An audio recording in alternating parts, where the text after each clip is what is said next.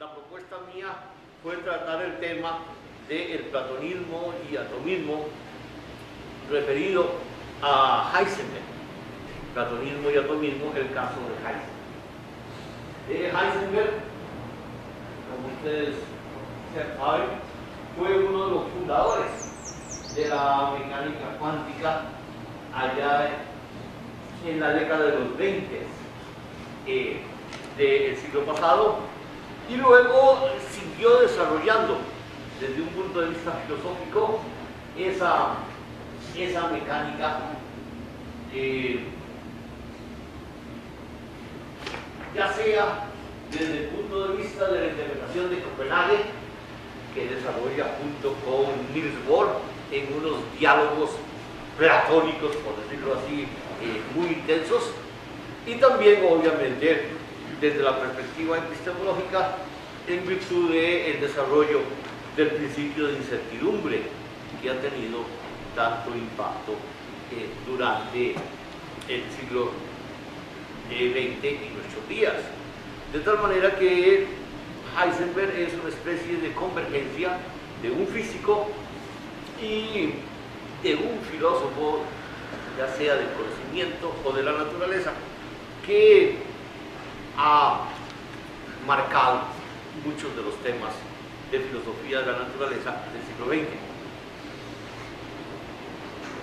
Heisenberg, a través de su vida, además de los textos técnicos, científicos, artículos señeros en sus campos o tratados sobre los temas de mecánica cuántica, también fue un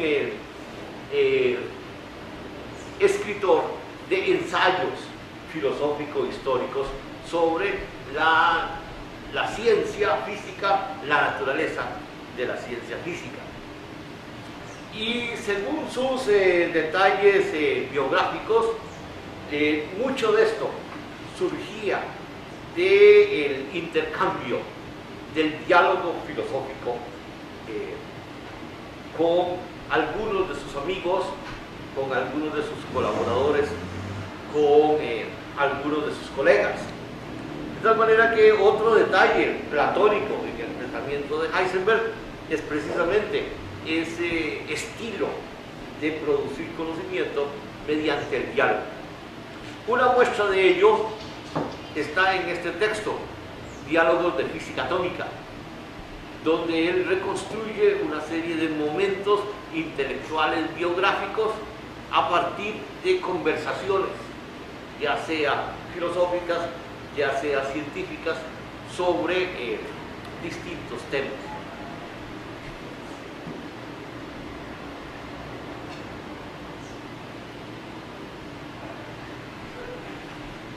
En estos diálogos de física atómica y también en Física y Filosofía, otra producción del mismo Heisenberg, hacia el final, en la etapa final de su vida, él va a insistir que para entender de manera más adecuada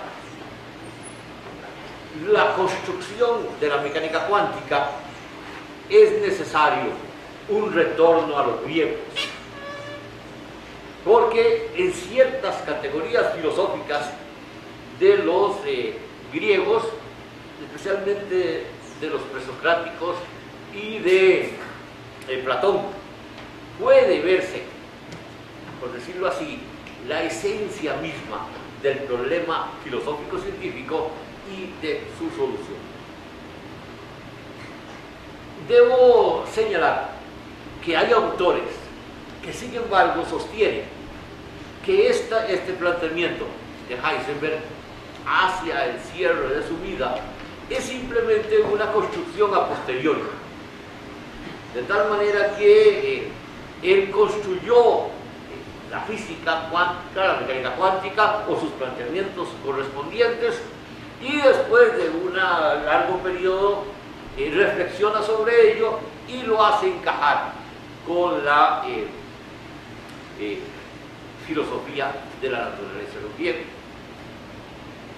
Uno de los autores que sostiene esto, y obviamente de enorme importancia, porque es el biógrafo principal de Heisenberg, casi en su biografía Incertidumbre, señala que este recurrir a los griegos de parte de Heisenberg es tan acomodado, tan a posteriori, tan forzado, como es también su famosa tesis de que, habiendo dirigido el proyecto alemán para construir la bomba atómica, no tiene éxito en el mismo, porque razones de índole moral, de índole ética, lo hace a él y a su grupo más cercano de alguna forma torpedear los esfuerzos alemanes, nazis más concretamente,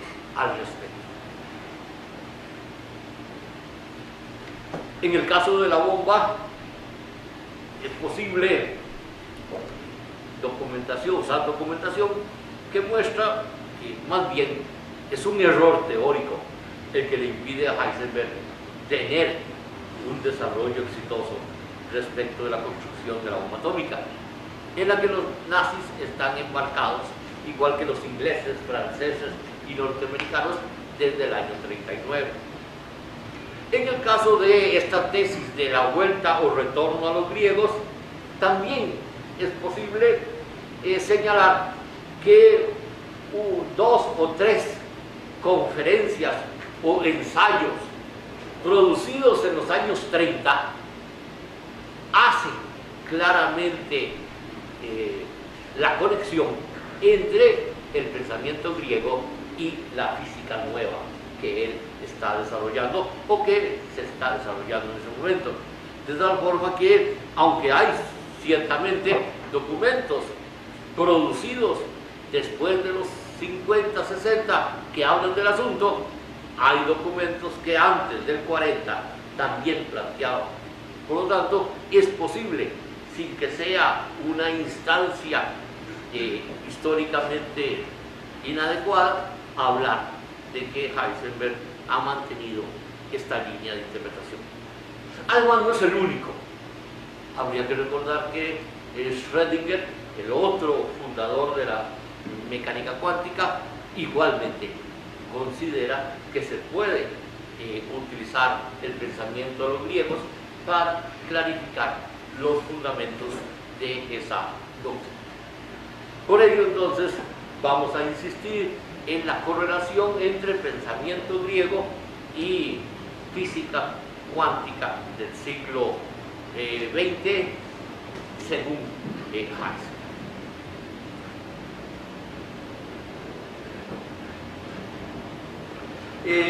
Tres pequeñas referencias para orientar lo que queremos hacer. En los nuevos fundamentos de la ciencia, Heisenberg nos dice: todo aquel que quiera comprender cuál es la preocupación fundamental de la física atómica ha de conocer la historia de sus orígenes. Ha de seguir paso a paso los pensamientos que hace 2500 años condujeron en la filosofía natural griega a la doctrina de los átomos, procurando luego reconocer en los progresos más recientes de la física atómica el nexo que los une con aquellas ideas fundamentales. No será, pues, apartarse del asunto hablar primero brevemente de la prehistoria y de la historia de la atomística. La prehistoria aquí sería la filosofía natural de los griegos, la historia es la atomística a partir del siglo XVII y especialmente hasta el siglo XIX, y por supuesto después viene la física cuántica correspondiente. También nos dice Heisenberg, como la ciencia moderna enlaza en muchos puntos con las nociones que se ofrecieron a la naciente filosofía natural griega en el primer intento de comprender el mundo que nos rodea, quizás se considere que vale la pena examinar cuáles de aquellas primeras nociones despliegan todavía su fuerza fecunda en la física actual y qué forma han adquirido con las experiencias científicas de los 2 milenios que han desde entonces transcurrido. Y continúa. 2, sobre todo, son los pensamientos de los primeros filósofos griegos que aún hoy determinan el camino de las ciencias exactas y que por ello pueden reclamar nuestro interés. 2, sobre todo, son esos pensamientos. ¿Cuáles son esos pensamientos? Bueno, el convencimiento de que la materia está constituida por unidades pequeñísimas, indivisibles, los átomos, y la fe en la fuerza esclarecedora de las estructuras matemáticas. Ahí termina la cita, pero agregamos el Timeo. Entonces, atomismo por un lado y el Timeo de Platón por el otro.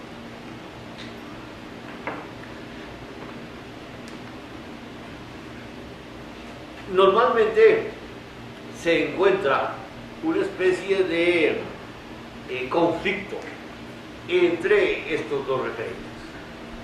Por un lado, encontramos las ideas del atomismo como culminación de todo un esfuerzo intelectual que tiene obviamente sus raíces en los milesios, cuando buscan el principio de las cosas y cuando plantean la necesidad de recurrir racionalmente a un elemento que pueda ser aquello de lo cual todo surge o aquello de lo cual todo se puede reducir.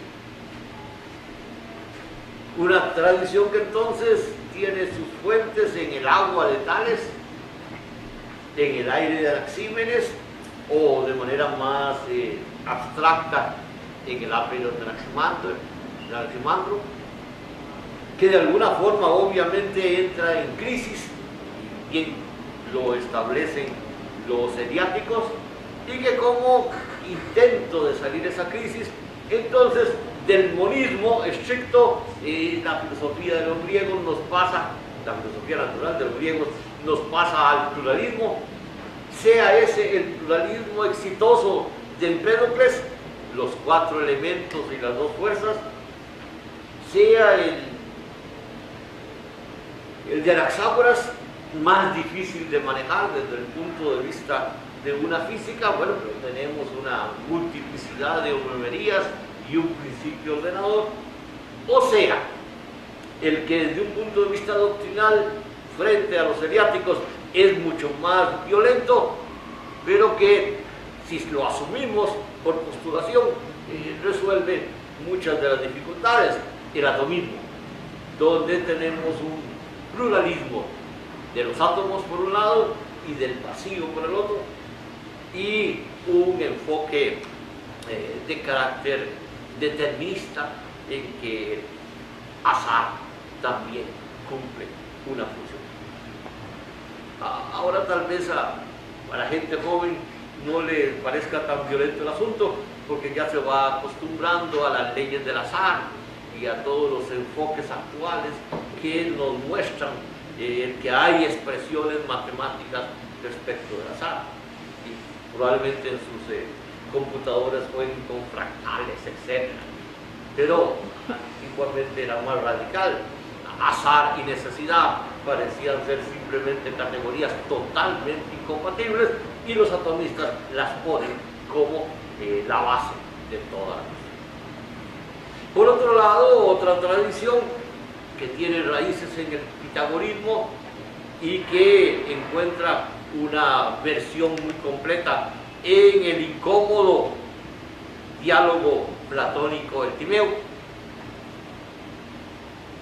diálogo que no tiene la belleza literaria de la mayoría de los otros diálogos platónicos, diálogo que sin embargo tiene algo maravilloso para todos los que leyendo a Platón nos hemos puesto en el pellejo de los interlocutores de Sócrates, que siempre son aplastados por una aplanadora enorme en las discusiones, porque el diálogo platónico de Sócrates no es un diálogo amigable, sino más bien es una destrucción.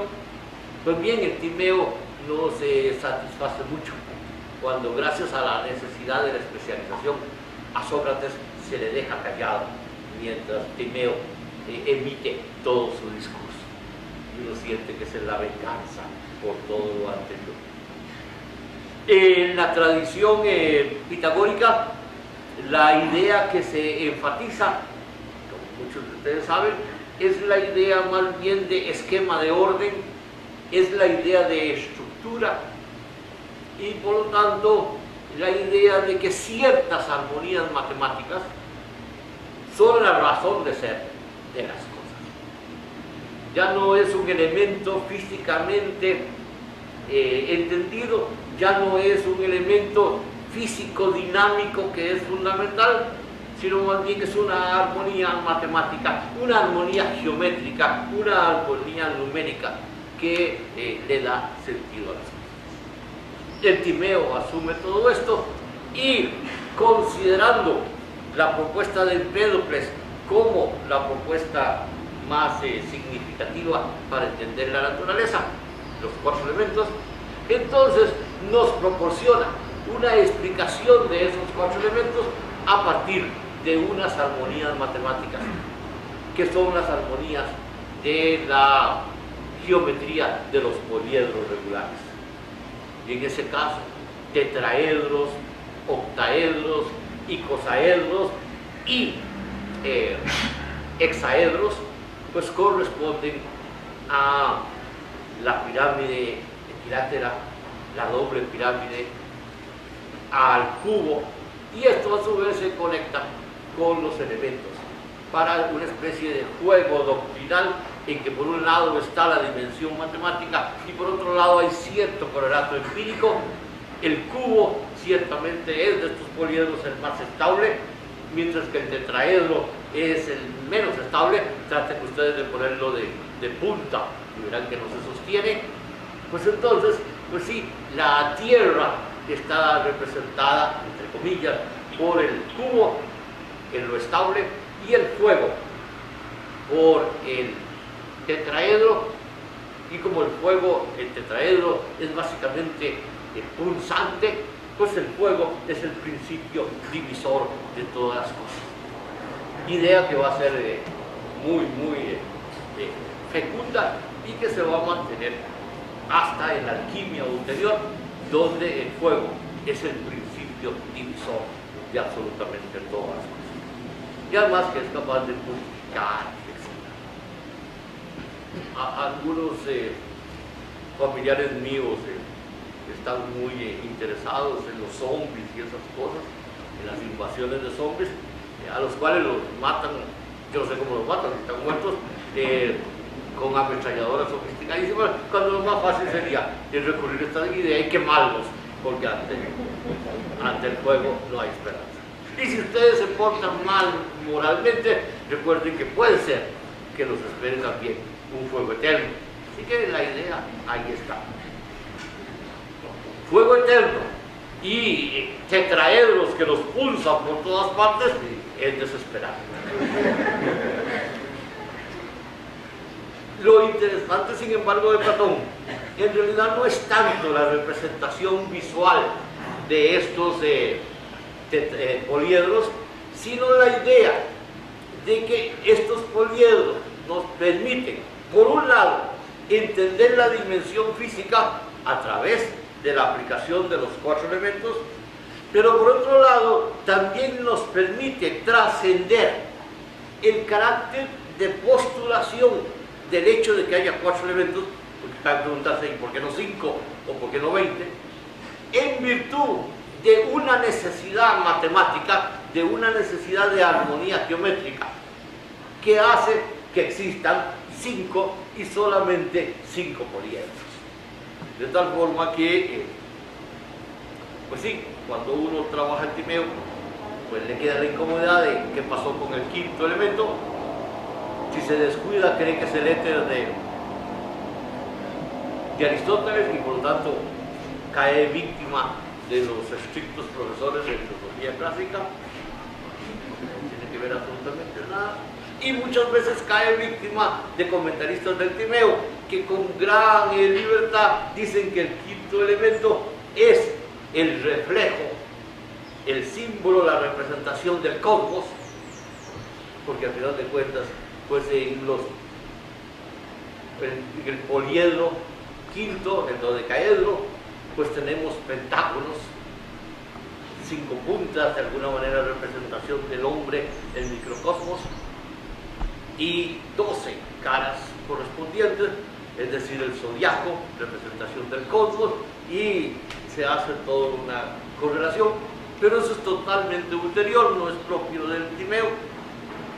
Pero además, hay algo que impide que el poliedro quinto, el dodecaedro, sea el símbolo estricto del cosmos, porque el cosmos, Platón no duda de que es esférico, perfectamente esférico, y de alguna manera puede asumirse que rota, pero si un poliedro como el dodecaedro rota sobre sí mismo, define una esfera ciertamente, pero no es equivalente a una esfera, y por lo tanto generaría un vacío. Y bien sabemos que para los grandes del pensamiento griego, Platón y Aristóteles, el vacío no es una realidad, y por lo tanto el dodecaedro no puede ser el símbolo del cosmos. Así que, a pesar del esfuerzo de evitar cierta irracionalidad del postulado de los 4 elementos, nos encontramos con el problema de que un quinto poliedro como que no tiene una verdadera utilización. Si quieren entonces desilusionarse totalmente de Platón y de su Timeo, pues tengan un poco de paciencia, esperen que llegue Kepler, y Kepler sí va a usar los 5 poliedros aplicados a los 6 planetas, y todo va a quedar mucho más completo.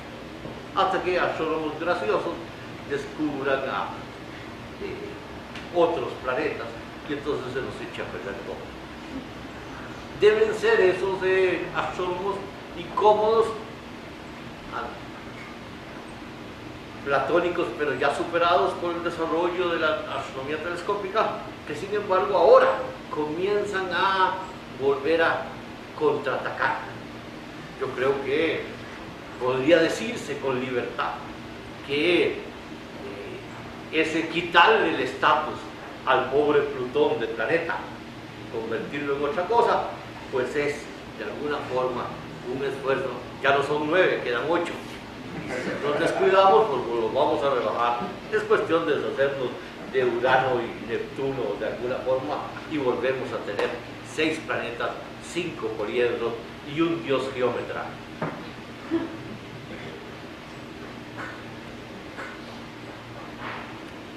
Heisenberg dice que él tiene contacto con la filosofía de los griegos muy temprano en su vida, allá cuando tenía 19, 20 años. Y tiene contacto con estas ideas simplemente porque tiene que prepararse para ingresar a la universidad, a hacer sus estudios de física, que es lo que quiere hacer. Y para prepararse para ingresar a la universidad, entonces, por su cuenta, se hacía en aquel entonces, debe familiarizarse con ideas de la física y, por supuesto, debe también afinar su manejo del griego, condición para ingresar a la universidad en aquel entonces, a la universidad alemana en aquel entonces, y en la mayoría de las universidades europeas del principio del siglo XX. Y que, por lo tanto, en medio de los grandes disturbios sociales posteriores al cierre de la Primera Guerra Mundial en Múnich, donde prácticamente hay una toma por izquierdistas de la ciudad y hay una reacción del establishment de derecha para retomar la ciudad, y donde hay combates en la ciudad dispersos constantemente, pues entonces él aprovecha algunos tiempos libres para estudiar ambas cosas, su griego y las ideas físicas. Las ideas físicas a partir de ciertos manuales divulgativos de la ciencia, y el griego traduciendo el Timeo de Platón. En algún momento se supone que sirve como de vigía, detectar los movimientos del enemigo, y aprovecha para estar con el Timeo. ¿Se imaginan la clase de vigía que debió haber sido Heisenberg? El enemigo pudo pasar a la par de él. Él estaba con la dificultad del griego, él dice que lo escogió porque era un texto muy difícil de traducir, y con la dificultad conceptual del Timeo, de tal manera que probablemente cuando estaba con esos asuntos de los poliedros regulares, pues los enemigos pasaron y nadie se dio cuenta. En otros textos dice que aún antes, durante la guerra, había cumplido también esas funciones para establecer si venían o no venían aviones de enemigo. Igualmente debió haber sido un fracaso. Sin embargo, él cuenta en este tipo de diálogos, que reconstruye posteriormente, que el Timeo se le atragantó. Y el Timeo se le atragantó fundamentalmente porque no podía dar una interpretación clara de cuál era el papel de esos poliedros regulares que servían de clave para entender los 4 elementos empedocleanos. Y mucho menos podía entender cuál era la correlación de esos poliedros regulares con las caras equiláteras y cuadradas que suponen los 4 poliedros que él maneja, y a su vez mucho menos con los triángulos básicos de carácter isósceles o de carácter escaleno, que a su vez permiten construir las caras cuadradas y equiláteras, que a su vez permiten construir los volúmenes correspondientes. No lograba ver claro porque él se daba cuenta que si se intenta una reducción de lo tridimensional a lo bidimensional, hay fallas en el problema del volumen, que por lo tanto no encaja. De tal manera que decide olvidarse de la dimensión doctrinal del Timeo y quedarse nada más con el ejercicio lingüístico correspondiente. Por otro lado, el manual de física le habla de los átomos según la atomística moderna, entiéndase la concepción de la materia a partir de átomos, que comienza a construirse a partir de la física de Galileo, de Newton, de Robert Boyle, entre estos dos extremos, y que luego en el siglo XIX adquiere enorme éxito a partir de la teoría cinética de los gases.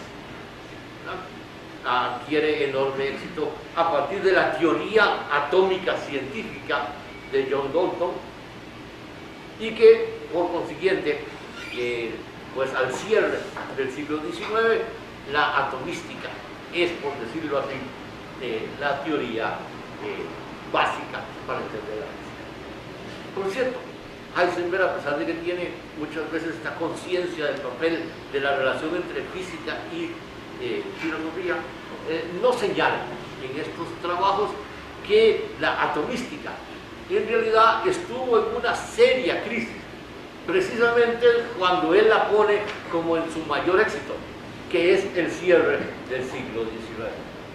Operacionalmente, al cierre del siglo XIX, la atomística es el esquema interpretativo de la física, pero desde un punto de vista filosófico es cuando más se objeta la existencia real de los átomos.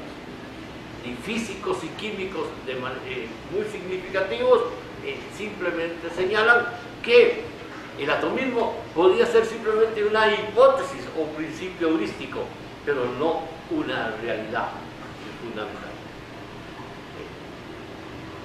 Hasta un Poincaré, por ejemplo, tiene serias dudas sobre el atomismo al cierre del siglo XIX. Un Oswald, primer premio Nobel de Química, duda tremendamente.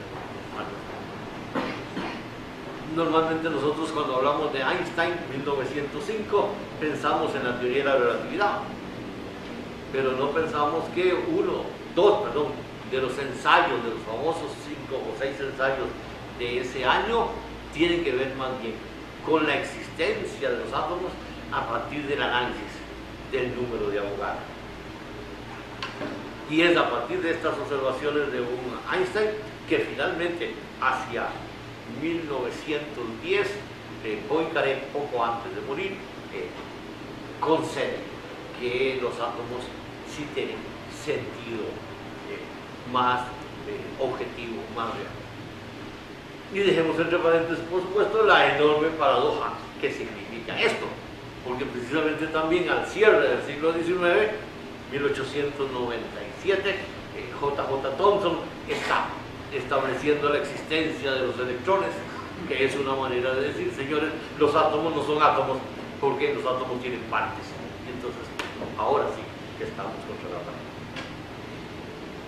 La atomística del siglo XX, sin embargo, sufre una transformación muy especial en el acto de desesperación de Max Planck, cuando trata de interpretar los datos empíricos respecto del problema ideal de la radiación del cuerpo negro.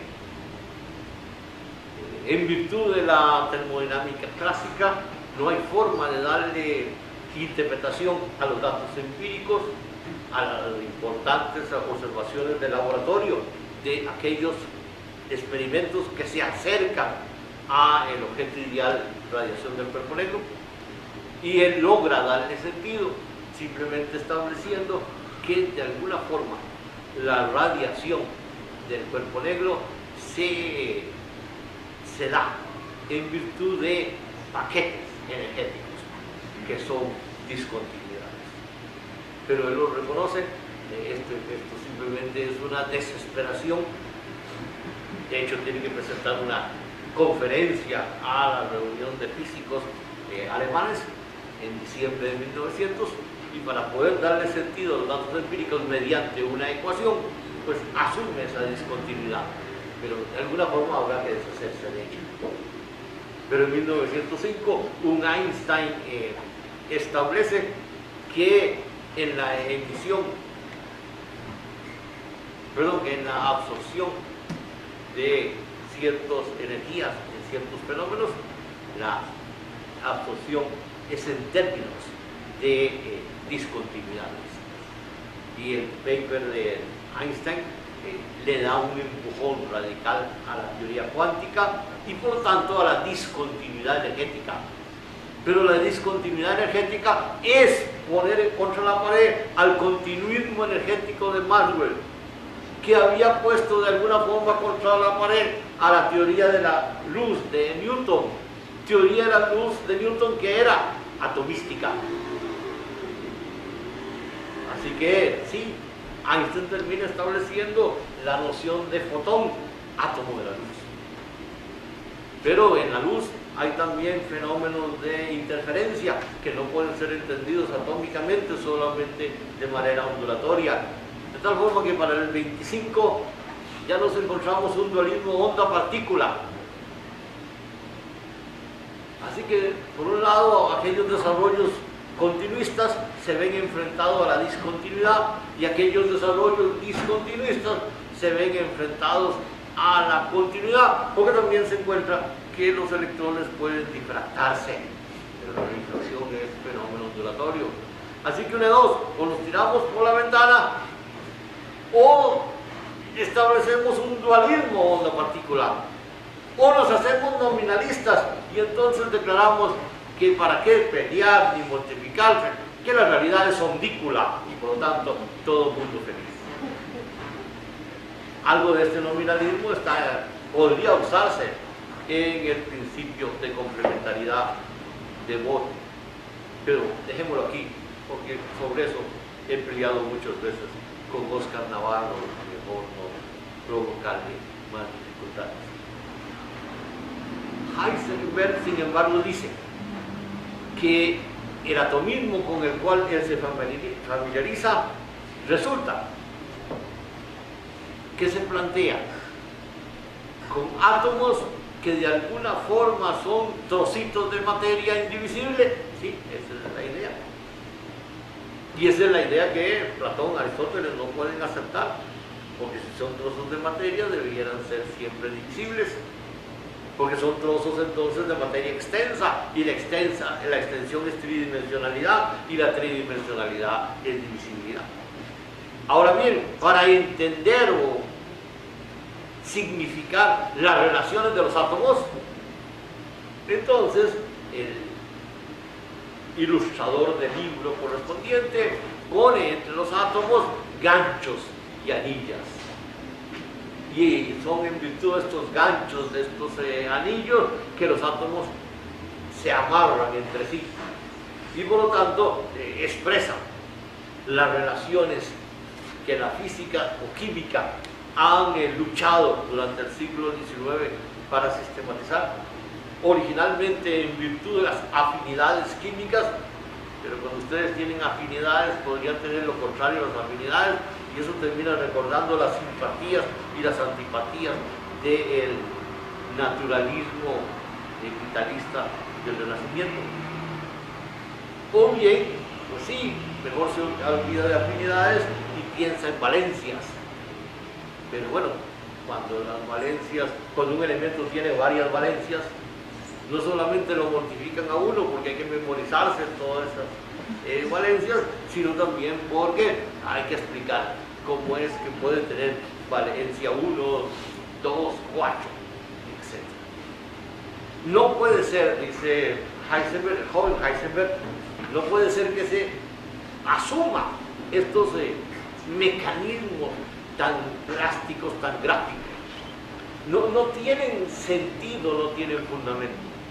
La idea de un trozo de materia indivisible puede tener sentido, pero esas formas de cómo se conectan entre sí los átomos, mediante estos ganchos, mediante estos encajes, no parecen tener sentido. De tal forma que él, saliendo de excursión a los alrededores de Múnich con un grupo de amigos, discute al respecto con uno de ellos y le expone este asunto del texto de física, y su amigo coincide con él que no puede tener mucho sentido, que tal vez lo que se quiere decir es otra cosa, etc. Y finalmente un tercer amigo interviene, es más filósofo, los dos antes eran comillas físicos, y le señala que tal vez lo que se quiere decir con esos anillos,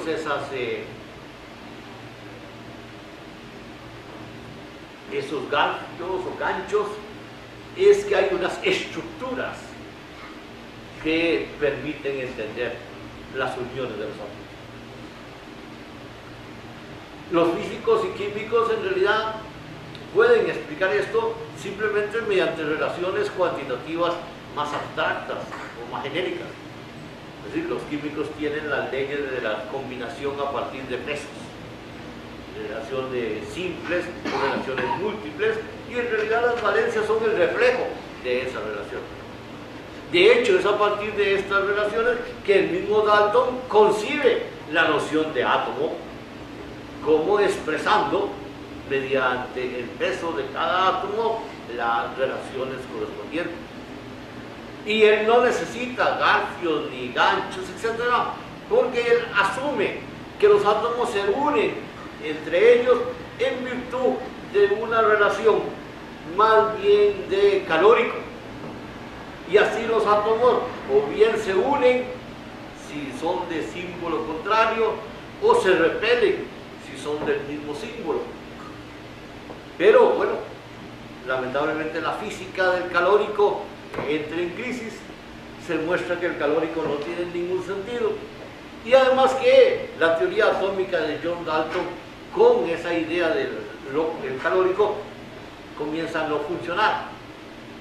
Porque sí, sabemos que el agua es hidrógeno y es oxígeno,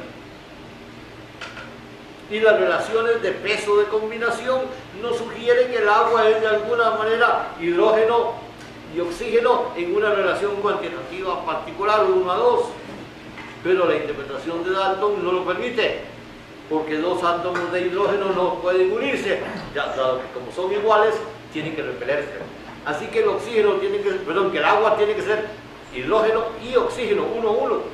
Pero entonces se vienen abajo las relaciones cuantitativas de combinación de peso. Así que lo que hay que hacer es quitar la idea del calórico, quitar la idea de repulsión y atracción, y sostener la existencia de moléculas biatómicas, triatómicas, etc. Pero, como muchas veces se da en la historia de la ciencia, el descubridor de una teoría quiere protegerla de cualquier cambio, y aunque Avogadro, el nuevo Avogadro, le da la explicación correspondiente, Dalton se niega a aceptarla. Y aunque formuló la teoría atómica hacia el 1810 a 1850, la pobre teoría atómica no evoluciona, porque Dalton torpedea todos los esfuerzos de transformarla para que encaje mejor con los hechos. La teoría atómica, esa teoría atómica científica de la cual habla Heisenberg, es en realidad la que se desarrolla a partir de 1850. Perdonen la observación, pero es muy coniana, gracias a que Dalton se ha muerto y ya no molesta más, y por lo tanto Canizaro puede dar la interpretación correspondiente, y ya nos vamos adelante con moléculas diatómicas, triatómicas, etc. Y nuestra agua es H2O. Pero átomos, por un lado, ¿cómo podemos entenderlos en virtud de partículas, de trozos de materia indivisible que de alguna forma se relacionan? ¿Cómo podríamos entender entonces los poliedros regulares de Platón? El tercer amigo de la discusión en torno a Múnich sugiere que en virtud de ciertas estructuras matemático-dinámicas, es nada más una sugerencia suelta, de hecho continúa más bien haciendo una interpretación kantiana de la representación y de la construcción del conocimiento, pero señala Heisenberg en esta reconstrucción de ese diálogo juvenil que eso le recuerda de nuevo la lectura del Timeo Platón y el tema del Timeo Platón con estas estructuras geométrico-matemáticas que le darían sentido a los elementos y que en virtud de los elementos le dan sentido a los compuestos. Y lo que había abandonado doctrinalmente para quedarse nada más con el ejercicio de traducción, ahora nuevamente adquiere significado y por lo tanto comienza a considerarlo interesante. Por supuesto, la física cuántica la construye en los años 20. Heisenberg es nombrado profesor de física teniendo apenas 23, 24 años, y ya muy pronto construye esta doctrina, y ya en los 30 comienza a reflexionar sobre el significado de la misma, y reflexionando sobre el significado de la misma, entonces encuentra que para entender esa nueva física son dos nociones fundamentales las que hay que manejar. Ciertamente, la de indivisibles, llámese materiales, construidos a partir de electrones, protones, más adelante neutrones, o llámese cuantos, paquetes de energía, en los fenómenos ópticos o energéticos termodinámicos correspondientes. Tenemos que emplear esos dos referentes, porque la atomística a pesar de los pesares, entonces tiene lugar en el mundo de la materia, mecánica de Newton, etc., o en el mundo de la energía, Maxwell, etc. Pero, ¿cómo le damos sentido a esta atomística? Y el descubrimiento de Heisenberg, o el aporte de Heisenberg, consiste en que le demos sentido a esta atomística en virtud no de una simple descripción plástica, de una simple descripción gráfica, de una simple descripción sensorial, de estructuras matemáticas que representen armonías dinámicas.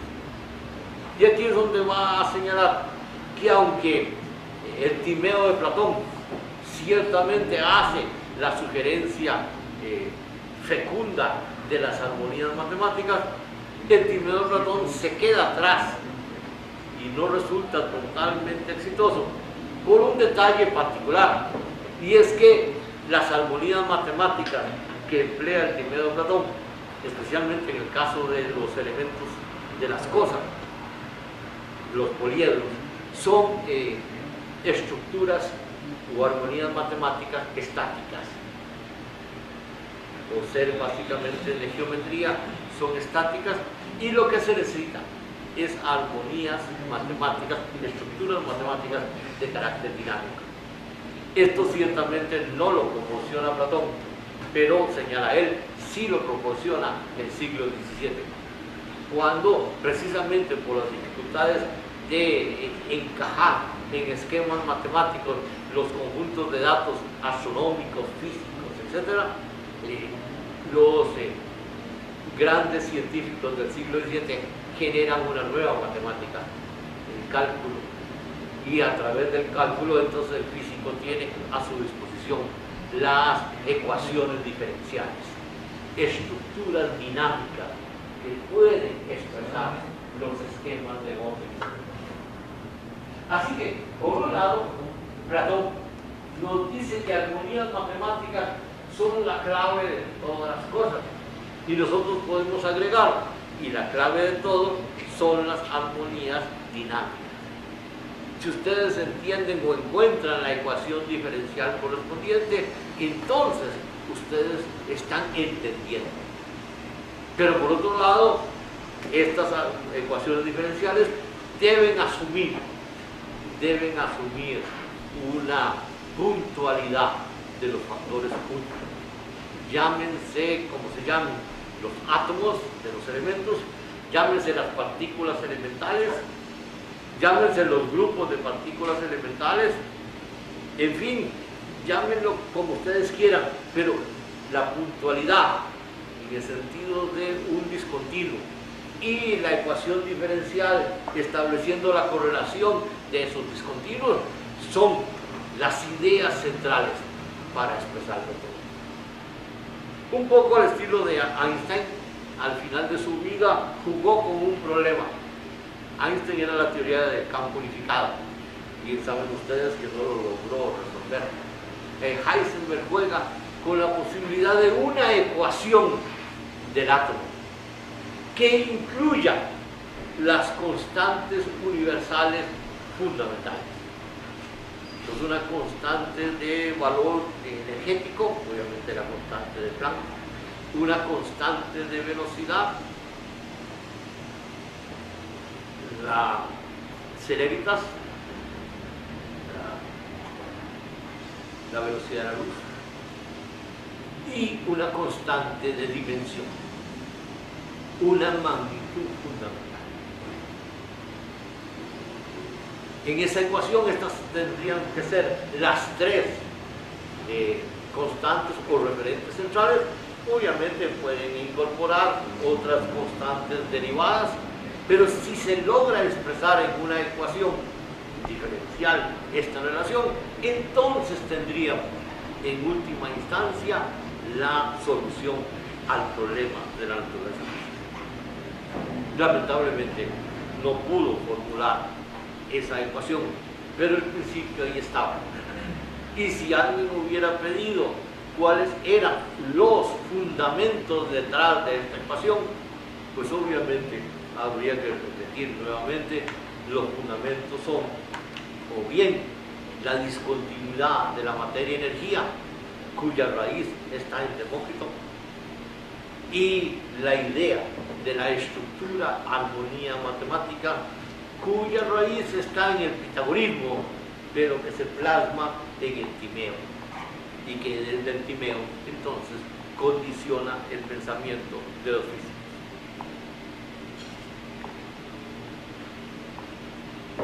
Los físicos, en consecuencia, no pierden el tiempo haciendo una incursión en la historia de la ciencia y en la historia de la filosofía de la naturaleza.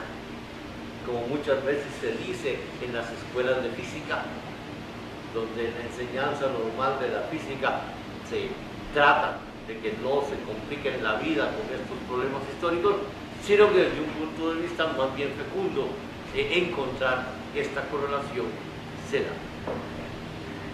Una última observación, por supuesto, también esto tiene que ver con problemas de interpretación. Desde un punto de vista de la interpretación de Copenhague, Heisenberg también lo considera en el sentido de que, por un lado, la tradición de los atomistas de alguna forma nos conecta con el lenguaje ordinario, mientras que la tradición platónica de las estructuras matemáticas nos conecta con la dimensión más abstracta de los modelos. Esto tiene mucha importancia en la llamada interpretación de Copenhague de la física o mecánica cuántica, pero para mí tiene un defecto muy significativo que no explotan ni Heisenberg por un lado ni Niels Bohr por otro, los creadores de esta interpretación.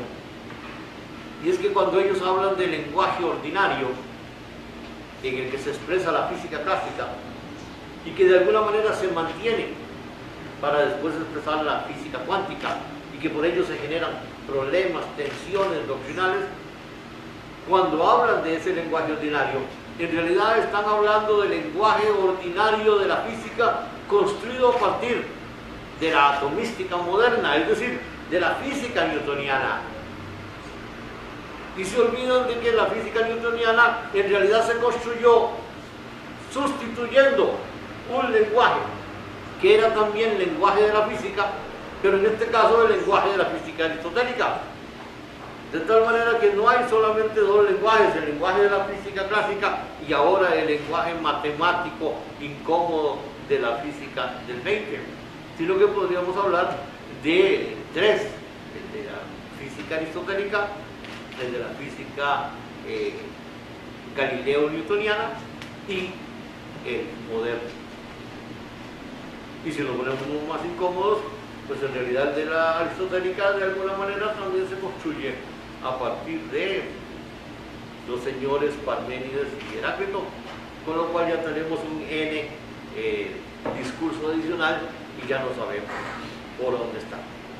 Por cierto, uno de los ensayos que tiene que ver con este asunto de Heisenberg hace una especie de capítulo completo de la historia de la filosofía natural, donde no solamente están Tales, Anaximandro, Anaxímenes, Heráclito, Parménides, Zenón y obviamente los grupos pluralistas, Platón, Aristóteles, estoicos, sino que también luego construyen el mismo desarrollo desde Descartes, Galileo, Newton, los físicos deterministas del siglo XVIII-XIX y los termodinámicos, los teóricos de la teoría cinética de los gases, etc. Así que él se tomaba, de hecho, el trabajo de hacer estas construcciones correspondientes.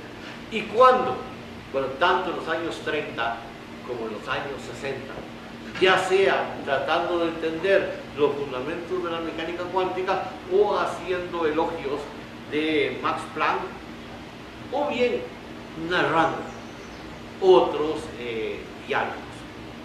Termino haciendo referencia, por cierto, a uno de sus últimos diálogos.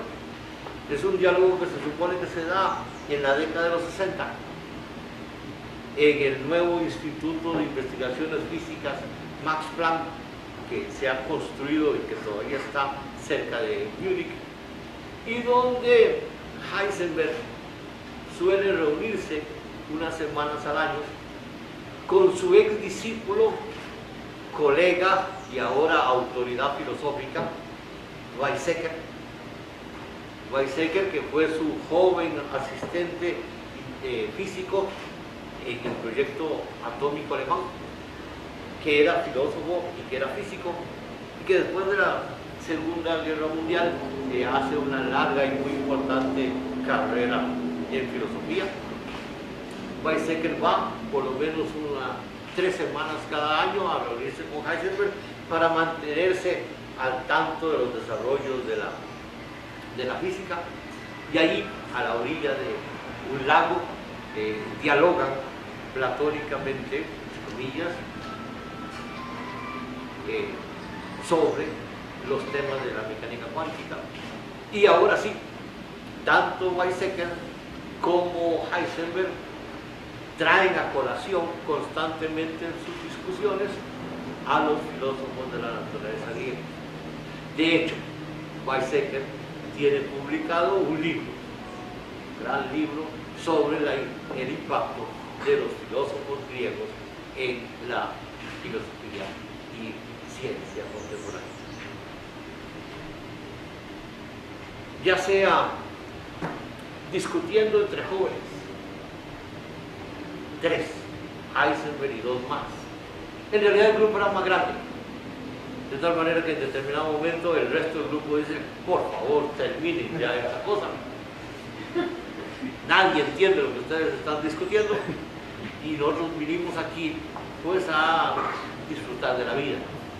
Y se suspende la discusión sobre Demócrito, sobre el Timeo, y pasan a cantar, y suponemos que a otras cosas más.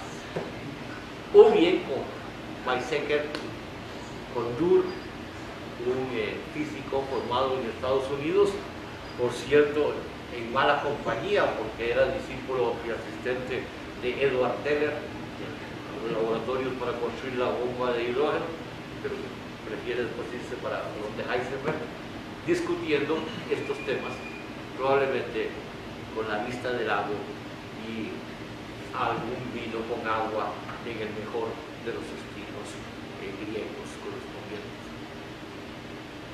La idea, sin embargo, sigue siendo la misma. Alguien me proponía, antes de empezar la actividad, que si dividíamos el grupo de un lado los platónicos y del otro lado los atomistas. Bueno, en ese caso, si lo hacemos, digamos que Heisenberg tendría una última opinión, y es la de decir que en última instancia el desarrollo de la historia de la física contemporánea termina, si se quiere, dándole razón a Platón, porque es mucho más importante la noción de armonía matemática dinámica que la misma noción de punto o discontinuidad física. De tal manera que, sin querer provocar ninguna discordia última, pues Heisenberg termina diciendo: Platón ganó la conversación. Pero yo creo que es inadecuado, porque a través de todo su planteamiento, precisamente él ha insistido, él ha dado a entender que no es una competencia, es una complementariedad. Es atomística por un lado, armonías matemáticas por la otra, convergiendo y dándole sentido a la tarea de entender de qué está hecho el cosmos. Y recordemos, nosotros somos también parte del cosmos. Ese es el caso Heisenberg respecto de atomismo y platonismo. Si quieren estadística, él diría ganó Platón. Pero si queremos mantener el problema, diríamos que lo que ganó fue precisamente la interrelación entre armonías matemáticas y discontinuidades. No es una solución simplemente salomónica, digamos que yendo más allá de Heisenberg, tendríamos que decir, no, en realidad finalmente los que ganaron fueron los pitagóricos. ¿Pero qué nos enseñaron los pitagóricos? Nos enseñaron la esencia de las armonías matemáticas y los números. ¿Pero qué son los números? Puntos. Así que ambos están, atomismo y armonías matemáticas. Vale.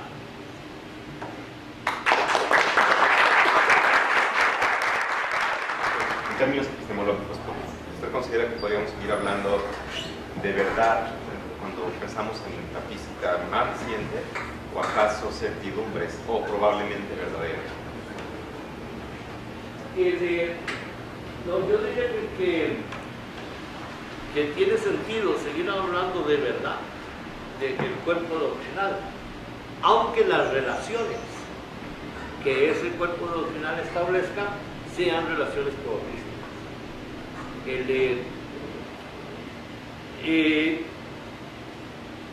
Previo al siglo XX, solíamos nosotros caer en la trampa platónica de que verdad era nada más episteme o dianoia, es decir, tenía que ser algo apodíctico. Mientras que si no teníamos ese sentido radical, pues estábamos más bien en doxa. Esta herencia platónica ha sido realmente terrible.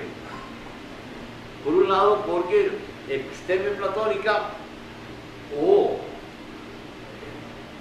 aristotélica, ciencia demostrativa aristotélica, asociado al principio de axiomatismo, sirvió como descalificador para prácticamente la mayoría de las disciplinas de investigación. Porque si usted no tenía el carácter axiomático, demostrativo estricto, entonces suponía que tenía probabilidad, y si tenía probabilidad tenía opinión, y por lo tanto no valía la pena. Aún autores como Hume, que le están dando una enorme importancia a el conocimiento de estas disciplinas, a veces uno siente que caen también en la cuestión. Ahora bien, si nosotros nos damos cuenta que el ideal de la episteme simplemente no es viable, entonces ya no es inmaduro, ya no es incompleto, ya no es insuficiente el que tengamos una construcción que lo único que nos puede dar es grado de probabilidad. Y por lo tanto, pues podríamos seguir diciendo, bueno, la verdad se predica de esos cuerpos de doctrina, aunque las relaciones que nos estén dando sean probabilísticas. La probabilidad, bien, se introduce obviamente a través del principio de certidumbre de Heisenberg adicionalmente, pero el ideal apodíctico también se quiebra gracias a el metateorema de Gödel. Y interesantemente, prácticamente en la misma década, es en la década de los 30 que Gödel, por un lado, nos señala que el ideal epistémico simplemente no es viable, porque va en contra del metateorema correspondiente. No podemos construir un sistema coherente y completo en un cierto ámbito del conocimiento, porque si lo queremos completo será inconsistente y por lo tanto nos prueba la verdad y la falsedad al mismo tiempo. Y para que no nos haga eso, entonces no podrá ser completo y por lo tanto nos dejará por fuera verdades correspondientes. De talmente que ese teorema es importantísimo para neutralizar la ilusión del episteme. Y por lo tanto, todo lo que no es epistémico, no necesariamente axiomático, no es necesariamente incompleto, insuficiente, segunda categoría, etc. Entonces, esto se da. Ahora bien, las relaciones de conocimiento suponen incertidumbres, no necesariamente suponen subjetivismo, como algunos han interpretado el principio de Heisenberg. No, simplemente suponen probabilidades, pero cada vez más dominamos las probabilidades. los cálculos de probabilidades nos permiten manejar las cosas. El cálculo de probabilidades nos permite hacer negocios maravillosos con seguros, ¿verdad? Aunque lamentablemente no podamos ni decir si me toca o no me toca morirme la próxima semana o el año entrante, o bien tampoco pueda decir si la probabilidad es que una frecuencia, es una relación lógica, es una una interpretación subjetiva.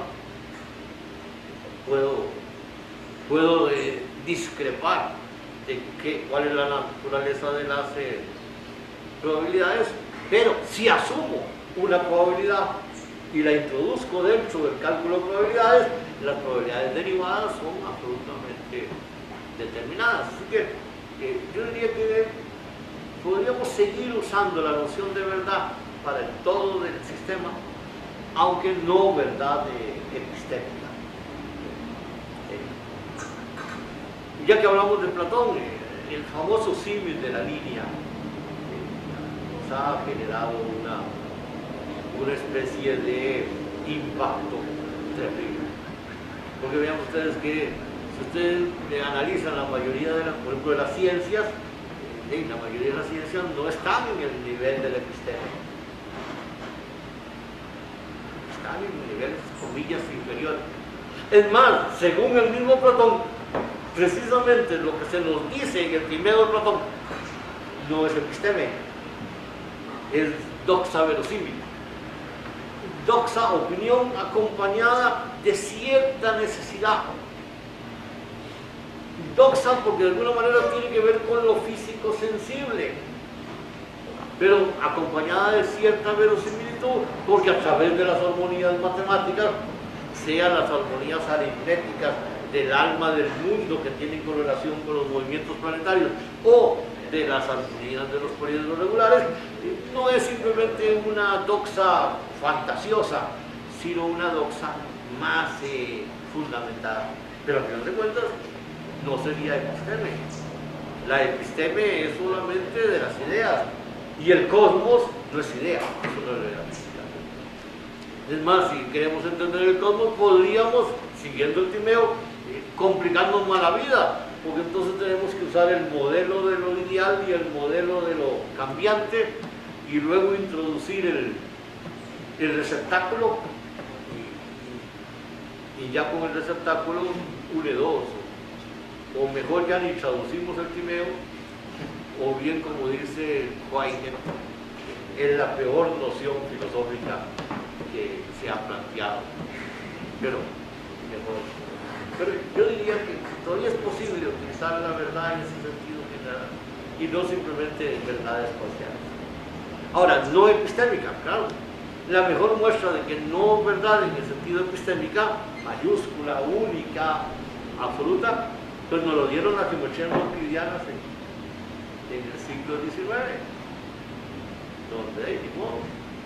La suma interna de los ángulos de un triángulo no es 180 absolutamente, sino es con verdad menos de 180 o más de 180, dependiendo de la geometría no euclidiana que nos dieron. Claro, ¿y el cosmos qué geometría tiene? Bueno, eso vamos a tener que resolverlo. Tendrá una geometría, pero todavía no lo hemos podido resolver.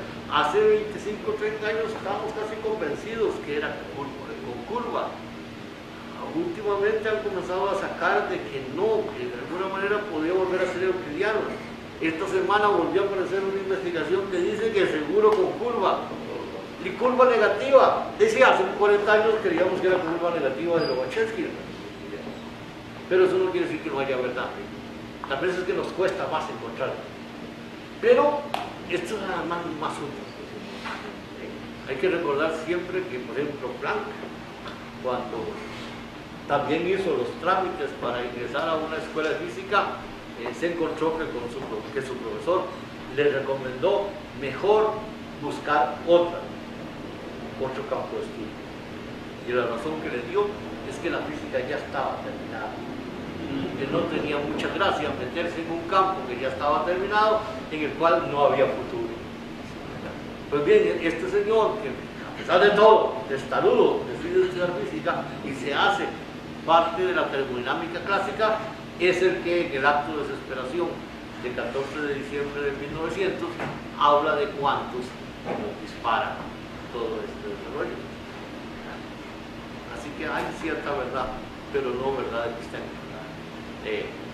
Si Platón ganó, según dice Heisenberg, no ganó con la episteme, así que es bueno que no gane.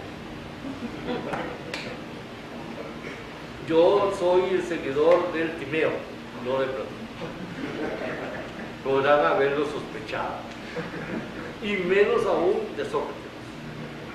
Y por eso me agrada mucho algo que está en el Facebook de la escuela, donde tienen ahí como una expresión que dice: yo también no sé nada, pero no ando presumiendo como Sócrates.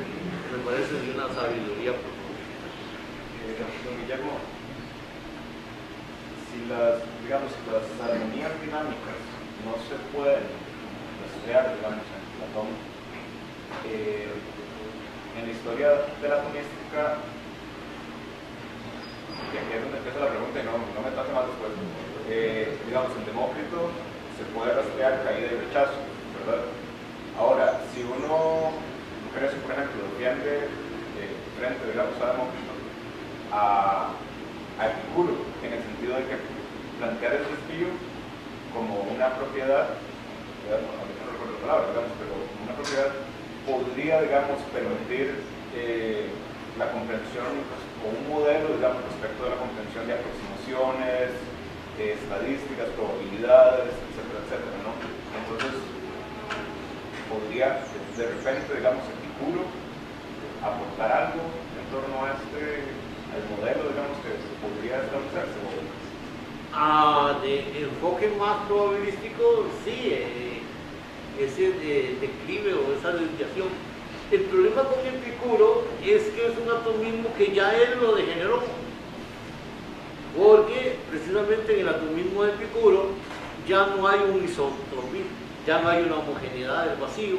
En el atomismo de Epicuro hay un arriba y hay un abajo, y los átomos caen con el aguacero, de arriba para abajo, y caen absolutamente regulares, y ahí es donde se desvía uno y comienza a formar el desbarajuste. Ya no es caos, es desbarajuste. De tal manera que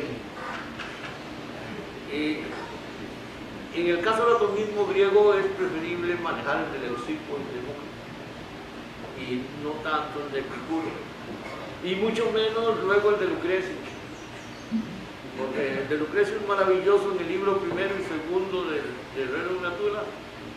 Ay, pero cuando llega al final y combina atomismo con el moral,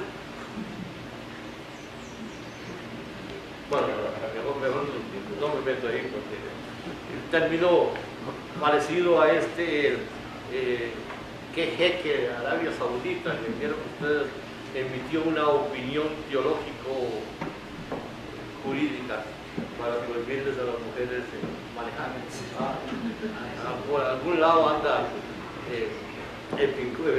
Lucrecio con las esposas virtuosas, pero ejemplo. Camilo es el que se entiende de estas cosas, ¿verdad?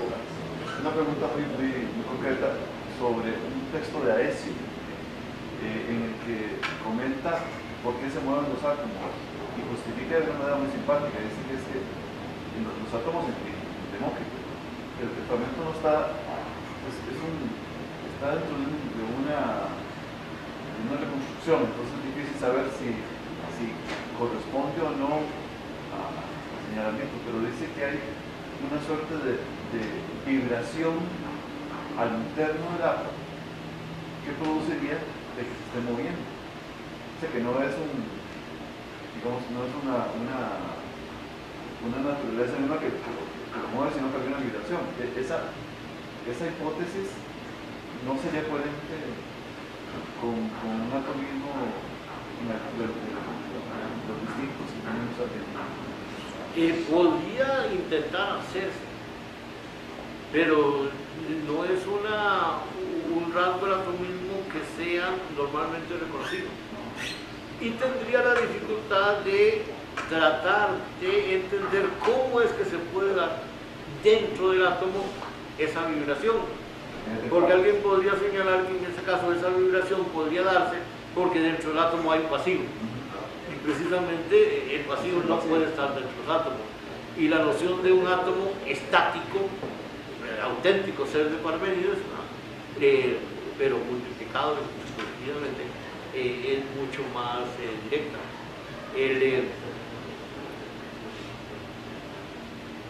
Sin embargo, sería interesante y habría que ver en las explicaciones del éter en el siglo XIX si no podía encajar, porque el dinamismo del éter del siglo XIX fue, por ejemplo, explicado, entre comillas, asumiendo que el éter era como resortes y la elasticidad de los resortes era lo que explicaba la posibilidad de que el éter vibrara ante las ondas. Pero recuerden que un resorte tiene la capacidad de comportarse en su movimiento en virtud de que el resorte no es pleno. Es decir, el resorte internamente tiene vacío o espacio. Entonces, pero lamentablemente normalmente no se incorpora.